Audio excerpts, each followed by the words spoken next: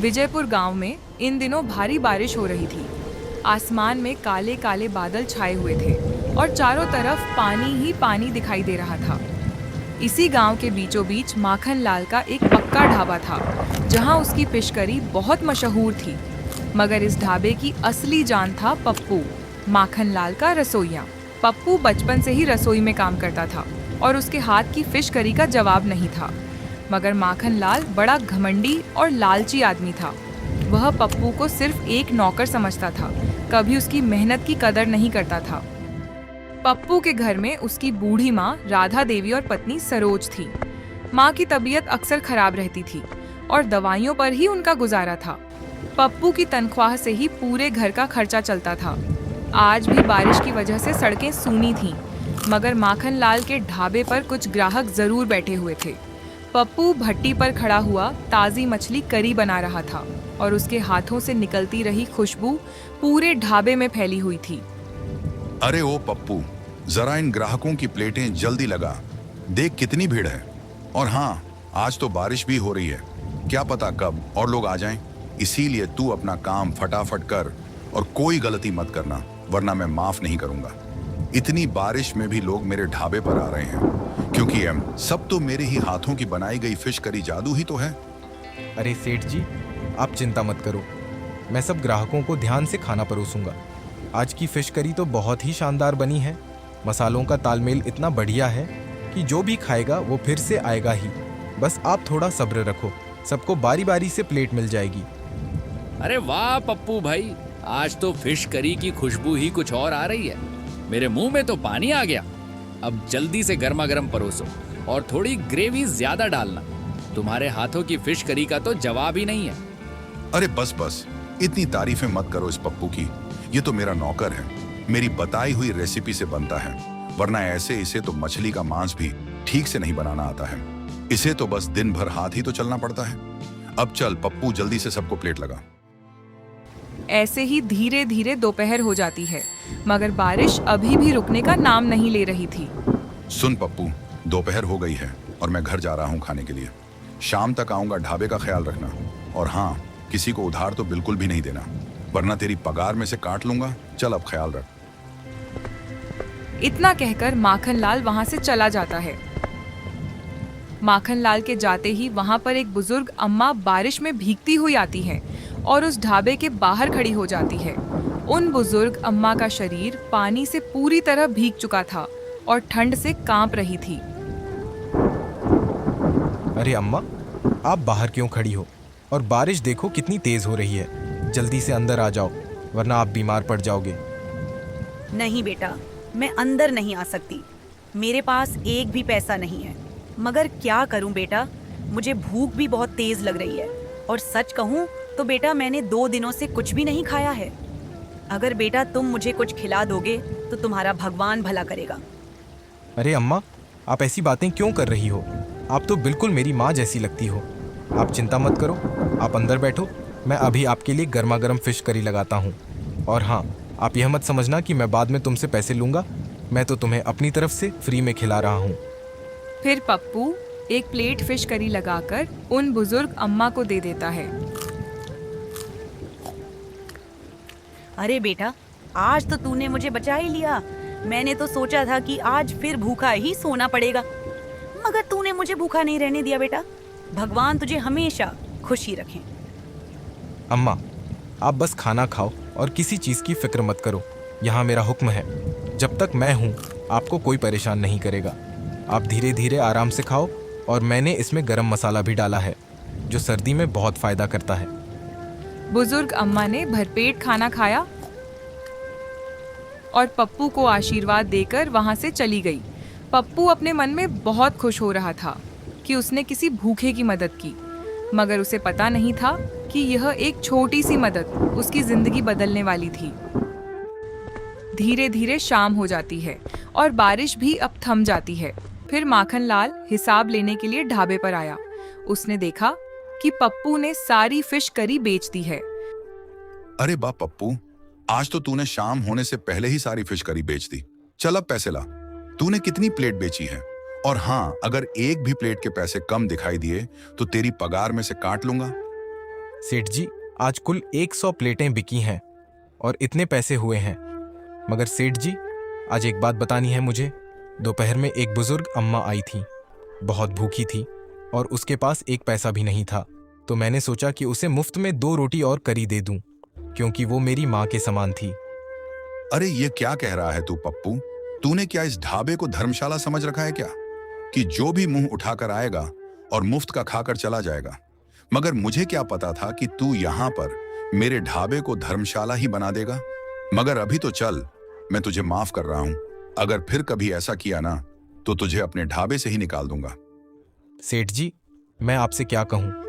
वह अम्मा बहुत बूढ़ी और लाचार थी और उनका कोई देखने वाला भी नहीं था, इसीलिए मैंने उनको भरपेट खाना खिला दिया। अगर आपको फिर भी तसल्ली नहीं हो तो मेरी आज की दिहाड़ी में से काट लेना पैसे। अच्छा तो यह बात है, चल आज तुझे 1 रुपए भी नहीं मिलेगा। अब जल्दी से ढाबे की शटर गिरा, मुझे टाइम नहीं है।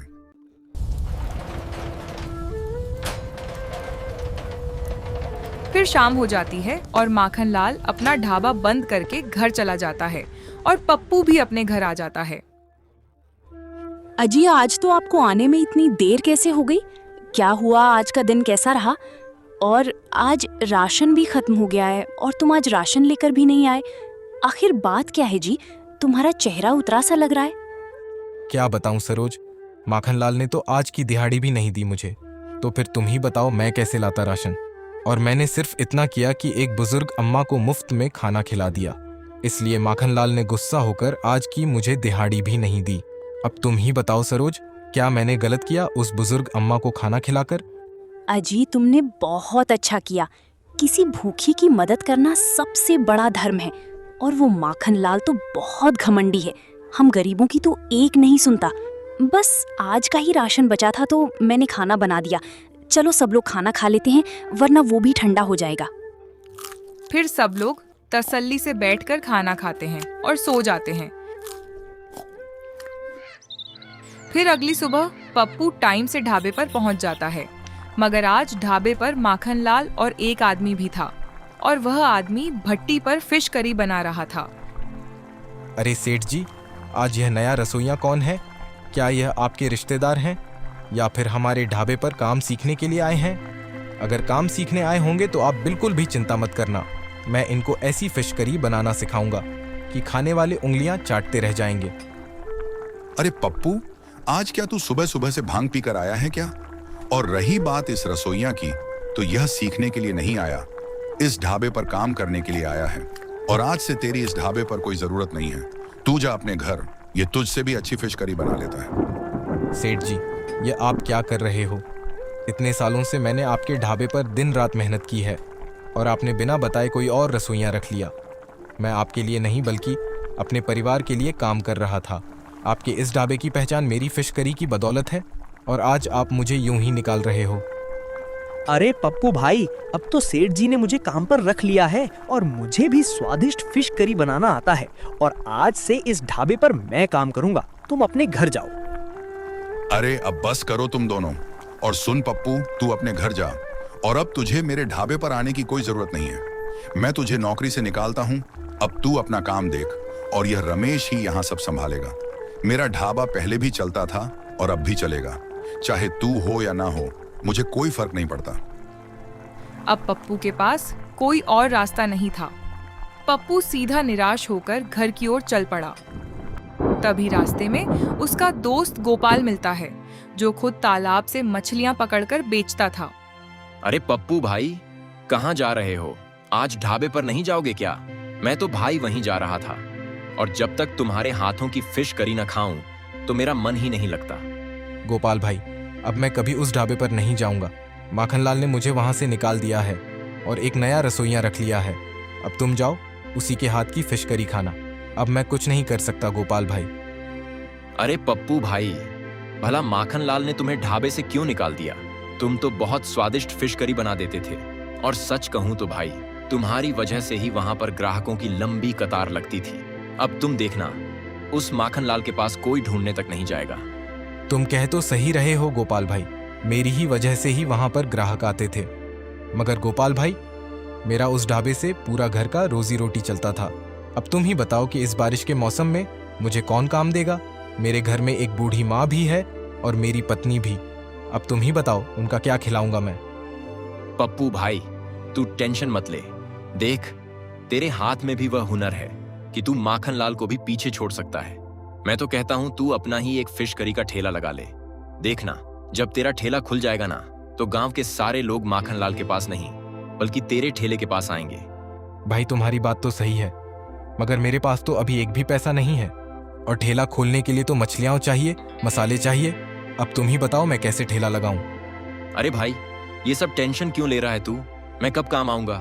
देख, मेरे पास मछलियां हैं। मैं तुझे हर दिन ताजी ताजी मछलियां पकड़ कर दे सकता हूं। और रही बात पैसों की, तो ये ले पप्पू भाई 2000 रुपए। और हाँ, तुम कल से ही ठेला शुरू कर देना। फिर पप्पू ने गोपाल की बात मान ली और घर आकर अपनी माँ और पत्नी को सारी बात बताई। उसकी माँ ने उसकी हिम्मत बढ़ाई और अपनी पुरानी जमा पेंशन के पैसे 1000 निकालकर पप्पू को दे दिए। अब पप्पू के पास पूरे 3000 रुपए हो चुके थे।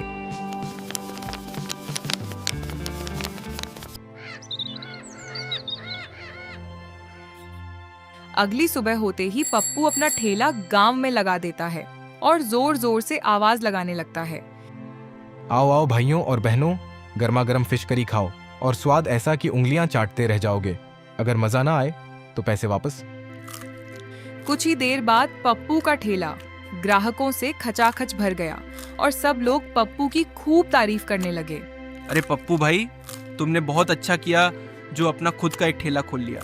मगर पप्पू भाई, पहले तो तुम माखन लाल के ढाबे पर काम करते थे और तुम वहां पर भी अच्छी और स्वादिष्ट फिश करी बनाते थे। मगर जो भी हो, तुमने ए ठेला खोलकर बहुत अच्छा काम किया। और सच कहूं तो भाई, तुम्हारी जैसी फिश करी तो कोई बना ही नहीं सकता। अरे भाई, आपका बहुत बहुत धन्यवाद। और रही बात माखन लाल के ढाबे की, तो उसके ढाबे से मैं अपने मन से नहीं निकला, बल्कि खुद उस माखन लाल ने मुझे धक्के मारकर निकाल दिया और एक नया रसोइया रख लिया। अरे बेटा, तू निराश मत हो। वैसे सच कहूं तो उस माखन लाल के ढाबे पर ग्राहक सिर्फ तुम्हारी वजह से आते थे, और अब देखना, उसके ढाबे पर एक ग्राहक भी नहीं जाएगा ठीक से, क्योंकि बेटा, तुम्हारे हाथों में वह स्वाद है जो हर कोई नहीं बन सकता। अब धीरे धीरे शाम हो जाती है और पप्पू की पहले ही दिन सारी फिश करी बिक जाती है। फिर पप्पू अपना ठेला समेटकर घर चला जाता है और इधर माखन लाल के ढाबे पर ठीक से बोहनी भी नहीं होती और आज उसका बहुत नुकसान हो जाता है। अरे साले मनहूस, आज तेरी वजह से देख मेरा कितना नुकसान हो गया। अगर मैंने उस पप्पू को नहीं निकाला होता तो शायद मुझे आज यह दिन देखना नहीं पड़ता। मगर ठीक है, आज का नुकसान तो मैं सह लूंगा। अगर कल से एक भी ग्राहक नहीं आया तो तुझे नौकरी से ही निकाल दूंगा। अब खड़ा खड़ा क्या देख रहा है? जल्दी से ढाबे की शटर गिरा, शाम हो गई है। फिर माखन लाल और वह नया रसोइया ढाबा बंद करके दोनों अपने अपने घर चले जाते हैं।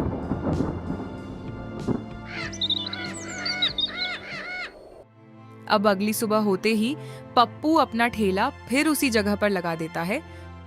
कुछ ही देर में पप्पू के ठेले पर भीड़ जमा होने लगी। इधर माखन लाल और उसका नौकर अपना ढाबा खोल देते हैं और माखन लाल का नया रसोइया फटाफट भट्टी सुलगाकर फिश करी बनाने लगता है। तभी दूर से एक लाल रंग की कार माखन लाल के ढाबे की तरफ आती हुई दिखाई देती है और उस कार में से एक परदेसी जोड़ा उतरकर सीधे माखन लाल के ढाबे पर आकर खड़े होते हैं। आइए आइए साहब, आइए मेम साहब, बैठिए। अभी आपके लिए गर्मा गर्म फिश करी लगा कर देते हैं। यहाँ की फिश करी पूरे इलाके में मशहूर है। अरे ओ रमेश, जल्दी से 2 प्लेट गर्मा गर्म फिश करी लगा और थोड़ा मछली के पीस ज्यादा डालना। साहब और मेम साहब को मजा ही आ जाना चाहिए। फिर रमेश जल्दी से 2 प्लेट गर्मा गर्म फिश करी लगाकर उन दोनों परदेसियों के हाथों में थमा देता है। उन्होंने जैसे ही 1-2 कौर खाया तो उनका माथा गर्म हो गया और खाना बंद कर दिया। अरे भाई, ये क्या खिला रहे हो तुम हमें?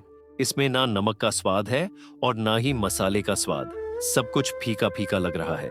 मगर कुछ दिन पहले जब मैं अकेला इसी ढाबे पर आया था, तब तो बहुत स्वादिष्ट फिश करी लग रही थी। अब अचानक इतना बेस्वाद कैसे हो सकता है? अरे नहीं नहीं साहब, पहले भी हम ऐसा ही स्वाद बनाते थे। अब मुझे क्या पता आपको स्वादिष्ट क्यों नहीं लग रहा है। मछलियां भी एकदम ताजी थीं और मसाले भी अभी भी वही डालते हैं। अच्छा ठीक है, मानता हूँ कि तुम सब कुछ वही डालते हो जो पहले डालते थे, मगर पहले यहाँ पर एक दूसरा रसोइया काम करता था। मुझे लगता है कि सारा हुनर उस रसोइया के हाथ में ही था, इसीलिए स्वाद पहले जैसा नहीं आ रहा है। फिर वह दोनों ग्राहक अपनी कार में बैठकर माखनलाल के ढाबे से उठकर चले जाते हैं। अब माखनलाल को उस नए रसोइया पर बहुत गुस्सा आ रहा था। अरे मनहूस, ये सब तेरी वजह से हो रहा है।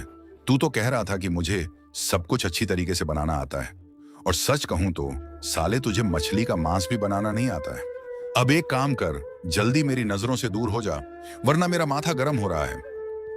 फिर माखनलाल उस नए रसोई को ढाबे से निकाल देता है। इधर पप्पू के ठेले पर ग्राहक मजे से फिश करी खा रहे थे और पप्पू आराम से ठेले के पीछे खड़ा था।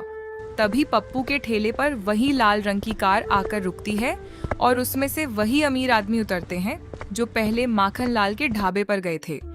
अरे वाह, यहाँ तो वही खुशबू आ रही है जो पहले उस ढाबे पर आती थी।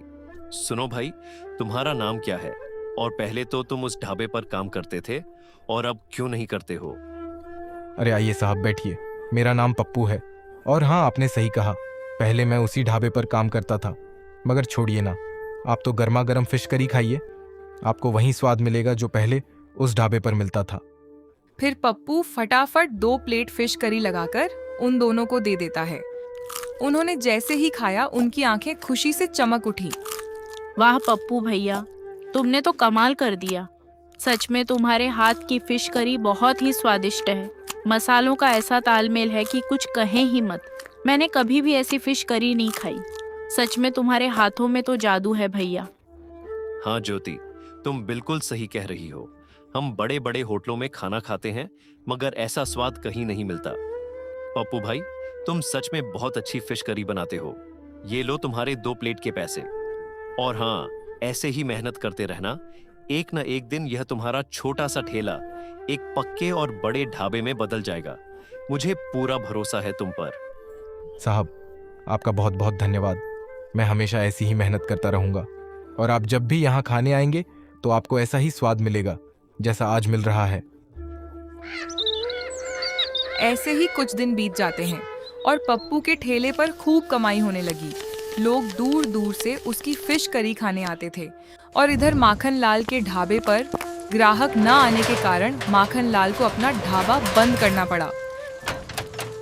कुछ ही महीनों में पप्पू के पास इतने पैसे हो जाते हैं कि पप्पू एक शानदार ढाबा उसी जगह पर खोल देता है जहां पर वह ठेला लगाता था, और उस पर बड़े बड़े अक्षरों में लिखवाता है पप्पू की देसी फिश करी।